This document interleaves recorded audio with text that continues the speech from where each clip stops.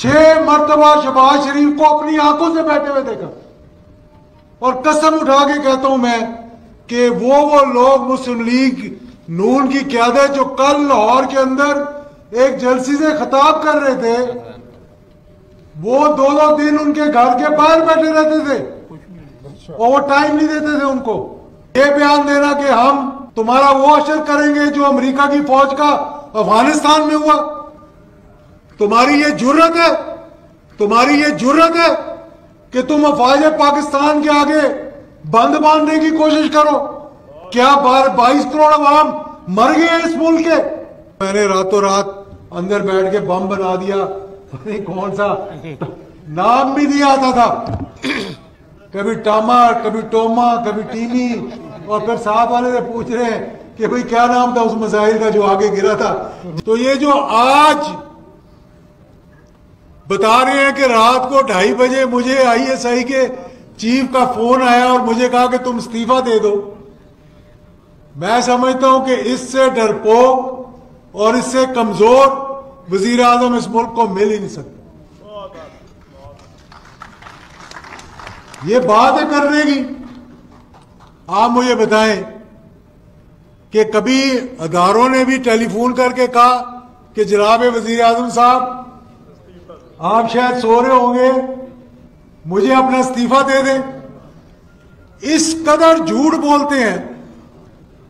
फिर मैंने एक अपने भाई की बात सुनी है, अभी ताहिर अशरफी साहब ने भी कहा, कहने लगा हमें चीफ ऑफ आर्मी स्टाफ ने बुलाया, 3 घंटे हमारी मुलाकात हुई। अब अंदर की बात तो मैं नहीं बताना चाहता क्योंकि फौज का तर्जुमान हर बात के तो जवाब दे नहीं सकता। अगर वो इस बात में उलझ गए तो बाकी सरहदों की हिफाजत कौन करेगा? लाइन ऑफ कंट्रोल को कौन संभालेगा? अफगानिस्तान की बाढ़ को कौन संभालेगा? दहशतगर्दी के खिलाफ जो जंग है जिसमें आज भी हमारे मासूम अफवाज पाकिस्तान के वो जज्बाती कप्तान और लेफ्टिनेंट और सिपाही जिनकी लाशें आज भी शहीद होकर आ रही हैं और उनके वालिदैन की कुर्बानी देखें कि जिनकी माएँ ये कहती हैं कि एक और बच्चा हो तो उसको भी मैं सरहद पे भेजूं।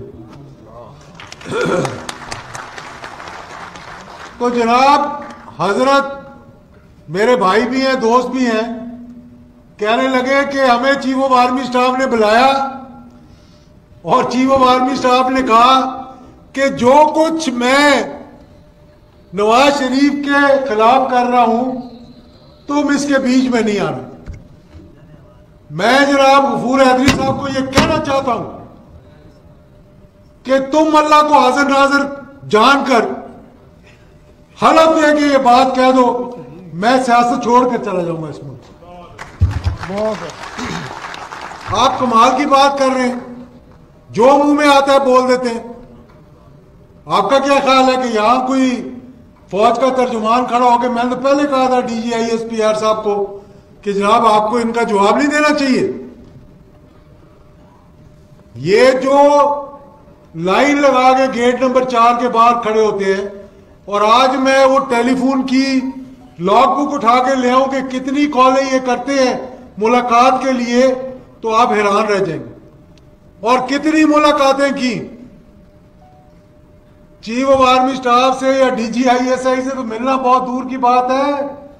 मैंने उनके करीबी रिश्तेदार के घर 6 मरतबा शहबाज शरीफ को अपनी आंखों से बैठे हुए देखा और कसम उठा के कहता हूं मैं कि वो लोग मुस्लिम लीग नून की क़यादत जो कल लाहौर के अंदर एक जलसे से खिताब कर रहे थे, वो 2-2 दिन उनके घर के बाहर बैठे रहते थे और वो टाइम नहीं देते थे उनको। वो तो बहुत बड़ी बात है। मैंने इनको देखा स्टेशन कमांडर लाहौर 1999 के कू के बाद वो ब्रिगेडियर साहब के दफ्तर में वो लोग बैठे होते थे जो आज पाकिस्तान के बहुत बड़े जमहूरियत का आलम उठाकर खड़े हुए हैं कि जमहूरियत के लिए हम कुर्बानियां दे दें।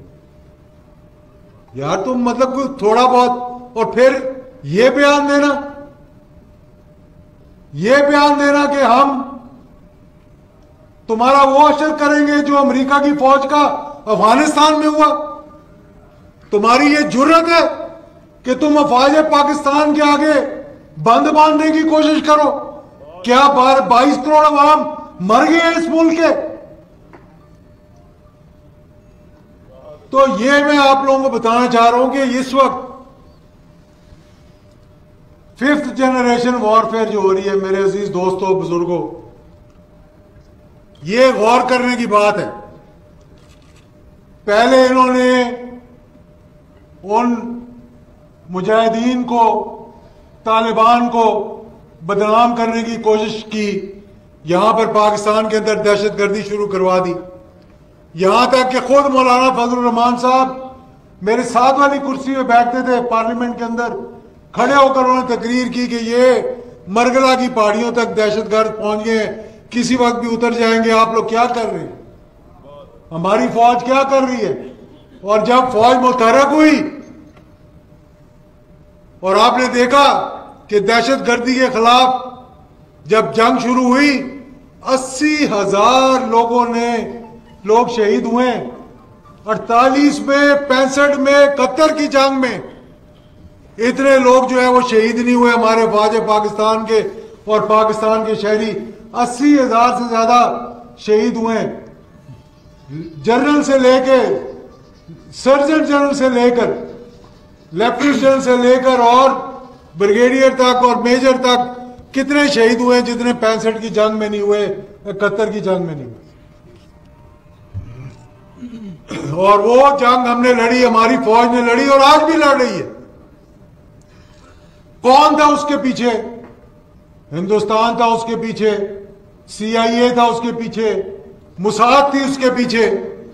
ये तमाम एजेंसियां जो पाकिस्तान को कमजोर करना चाहती थी, अल्लाह के फजलो करम से फिर वो हमारे कायदीन थे जो आज शुक्र अल्हम्दुलिल्लाह इंग्लैंड में बैठे हुए कोने के अंदर अल्ताफ हुसैन साहब जब ये तकरीर करते थे 3-3 घंटे टेलीविजन के ऊपर, और कभी DG रेंजर्स को बुरा भला कहना, कभी किसी को बुरा भला कहना, और हशर ये हुआ कि आज कोई पाकिस्तान में उनका नाम लेने के बराबर। बेशक कि हमने गलती की कि पाकिस्तान बना दिया, खुद जाकर हिंदुस्तान के अंदर बोला उसको। इनको तो पता ही नहीं कि मुल्क कितनी कुर्बानियों से बना था। उसके बाद गुलबशन यादेव जैसे लोगों को भेज दिया इस मुल्क के अंदर। उसके बाद इन्होंने दहशतगर्दी शुरू करवा दी, आज कराची में भी अमन हो गया। अब इस वक्त मैं आपको बताना चाहता हूं, मौलाना साहब शायद आपको इस बात का इल्म नहीं है कि 2.5 अरब से ज्यादा रकम पाकिस्तान के अंदर भेजी गई है फिरका वारियत को तूल देने के लिए। उनको पता लग गया है कि पाकिस्तान की फौज अल्हम्दुलिल्लाह इस मुल्क को कमजोर नहीं होने देगी। अब वो क्या चाहते हैं कि शिया सुन्नी को लड़वा दें, बरेलवी देवबंदी को लड़वा दें, अहले हदीस को आपस में लड़वा दें और एक दूसरे को बुरा भला कहें। ये तो हमारे उलमा की मेहरबानी है जिन्होंने मुहर्रम में काबू कर लिया, और आज फिर इस मुल्क के अंदर ये बात भी मैंने बहुत से उलमा इकराम को कही। पिछली तरह अहमद हक साहब चले गए, यहां हम बैठे हैं, इनके फंक्शन में मैंने ये बात कही थी कि इस मुल्क के अंदर उलमा इकराम की कमजोरी ये है कि वो एक प्लेटफॉर्म पर इकट्ठे नहीं हुए। क्या ला इलाहा इल्लल्लाह मोहम्मद रसूलुल्लाह के कलमे पे ये बनने वाला मुल्क के पाकिस्तान का मतलब क्या? ला इलाहा इल्लल्लाह मोहम्मद रसूलुल्लाह। और फिर हमें इधर इस मुल्क के अंदर जहां 22 करोड़ अवाम मुसलमान है, कलमा गो है, फिर हमें तहफ़्फ़ुज़ नमूस रिसालत की जरूरत पड़। अगर हम सब इकट्ठे हो, मैं यकीन से कहता हूं कि किसी की जुर्रत नहीं कि वो खत्म नबूवत के खिलाफ बात करे। बेशक किसी की जुर्रत हो सकती है? ये हरगिज़ नहीं। ये हमारी अपनी कमजोरी है। कि अजमत साहबा बहुत बड़ी बड़ी रैलीज निकल रही। क्या वजह हुई है कि हमारी कमजोरी की वजह से उन पे उंगली उठी, उनके बारे में बात की गई पाकिस्तान को कमजोर करने के लिए, और हम उसका निशाना बनते जा रहे हैं। आज मैं इन लोगों से पूछता हूं कि कौन यहां पर, मैं तो उस बयानिए पे अभी आना ही नहीं चाहता, जब उस बयानिए पे आऊंगा शायद आप लोग बोझ ही ना उठा सकें उसका, क्योंकि मैं इनके अंदर की बात बताऊं आपको कि ये क्या करते रहे माजी के अंदर। आज कहते हैं कि मेरे बयानिए का बोझ उठाना बड़ा मुश्किल है।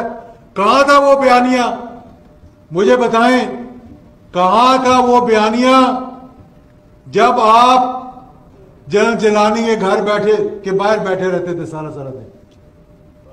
किधर था वो बयानिया? कहां था वो बयानिया जब आपकी बोरी से पीर पगाड़ा ने कहा कि दाने गिरने शुरू हो गए और ज़ियाउल हक शहीद ने जाकर कहा कि मैंने उस बोरी को सी दिया? कहां था वो बयानिया? दाने तो सारे गिर चुके थे, जा चुके थे। कहां था वो बयानिया जब ज़ियाउल हक शहीद ने कहा कि मेरी उम्र भी इसको लग जाए? वो फौज जिसने आप लोगों को पाला, कोई चीफ ऑफ आर्मी स्टाफ को अपना डैडी कहता था, कोई उसकी पार्टी का सेक्रेटरी जनरल बन जाता था। जवेद इकबाल साहब, आपका भी शुक्रिया कि आप तशरीफ लाए, खान अब्दुल कयूम खान के साथियों में से, और ऑर्गेनाइजर है खान अब्दुल कयूम खान मुस्लिम लीग के। आज सुबह सरहद के बड़ी देर से बैठे हुए, इनकी उम्र भी बड़ी है। आप जैसे लोगों पे हमें फख्र होना चाहिए कि आपने मुस्लिम लीग के लिए सारी सारी उम्र गुजार दी, और कंवर कुतुब साहब ने और बाकियों ने। तो मेरे दोस्तों और बुजुर्गों, मैं सिर्फ ये आपको बताना चाहता हूं, इंशाअल्लाह इस्तिकाम पाकिस्तान का सिलसिला रुकने वाला नहीं है। इंशाअल्लाह ये तो इब्तिदा है, इसको इंशाअल्लाह हम इंतहा पे लेकर जाएंगे, इंशाअल्लाह, और उस इंतहा पे लेकर जाएंगे कि जहां ये किसी की जुर्रत नहीं होगी कि पाकिस्तान के दफा के खिलाफ, पाकिस्तान की फौज के खिलाफ, पाकिस्तान की सरहदों के खिलाफ, पाकिस्तान के दुश्मन बनकर आप ये बयानियां देना शुरू कर दें। पहले भी ये हो चुका है जनाब। मुझे याद है वो दिन कि जब मैं बैठा हुआ था और मैं हैरान रह गया सुनकर कि अपने ही मुल्क के जो हमारे वजीर आजम थे कहने लगे ये मुंबई में जो हमला हुआ है ये हमने लोगों को भेजेगा। वो खुदा का खौफ करो। वो अजमल के साहब का हमें आज तक नहीं पता कि पाकिस्तानी था भी कि नहीं था। ये साजिशें हैं पाकिस्तान के खिलाफ कि जी ये स्टेट एक्टर है, ये नॉन स्टेट एक्टर है। जो पाकिस्तान का दफा करे, जो पाकिस्तान के लिए अपनी जान की कुर्बानी दे, जो पाकिस्तान, आज क्या वजह है कि अफवाज पाकिस्तान दुनिया की टॉप की फौजों में आती है। और यानी कि मुझे याद है वो 5वीं OIC की, ज्यादा टाइम नहीं लेता, मगरिब की नमाज का वक्त होने वाला है। मैं कुवैत में था, 5वीं OIC की मीटिंग हो रही थी। हम स्टेज पे बैठे हुए थे, यासिर अरफात तकरीर कर रहा था और यासिर अरफात ने कहा कि काश हमारे पड़ोस में भी एक पाकिस्तान होता और उस पाकिस्तान में एक ज़ियाउल हक होता तो आज हम भी आजाद होते। आप लोगों को पता ही नहीं है कि अल्लाह का कितना बड़ा करम और मौजज़ा। मैं ये बात बार बार कहता हूं कि उन अफगान मुजाहिदीन को सलाम पेश किया करो जो आपकी सलामती के लिए जिन्होंने 15 लाख जानों की कुर्बानी दी। वरना आज उन्होंने तो लड़ मर लिया, अपने मुल्क का झंडा आज भी ऊंचा रखा, बरतानिया को भगाया, रूस को भगाया, अब अमेरिका को भगा रहे हैं। और भाई यहां से तो हम लोगों ने उनके कदमों में बैठ जाना था। कौन है यहां कुर्बानी देने वाले, मुझे बताएं ना जरा। बातें करने वाले बहुत हैं, तकरीरें करने वाले बहुत हैं, उनको सलाम पेश करो। अगर वो जहाद अफगानिस्तान ना होता आज पाकिस्तान का न्यूक्लियर प्रोग्राम भी ना होता। ये जो कहते हैं कि मैंने रातों रात अंदर बैठ के बम बना दिया, पता नहीं कौन सा नाम भी नहीं आता था, कभी टामा, कभी टोमा, कभी टीमी, और फिर साथ वाले से पूछ रहे हैं कि भाई क्या नाम था उस मसाइल का जो आगे गिरा था, जिस मसाइल को देखकर मैंने नया मसाइल बना दिया। खुदा का वास्ता पाकिस्तान को बदनाम ना करवाएं। आपको इस मुल्क ने बहुत कुछ दिया, आइंदा भी दे जाए। अल्लाह से तौबा करें, अल्लाह से माफी मांगे। तो इसलिए मैं ये आपको कहना चाहता हूं, जो मुहिब्बे वतन लोग हैं इनकी बातों में ना आए। आप लोग देखें कि ये मुल्क हमने बड़ी मुश्किल से हासिल किया, और इंशाअल्लाह ये वाकई में सरदार कयूम साहब ने बुनियाद रखी थी। मैंने सरदार अतीक साहब को अगले दिन मैंने मैसेज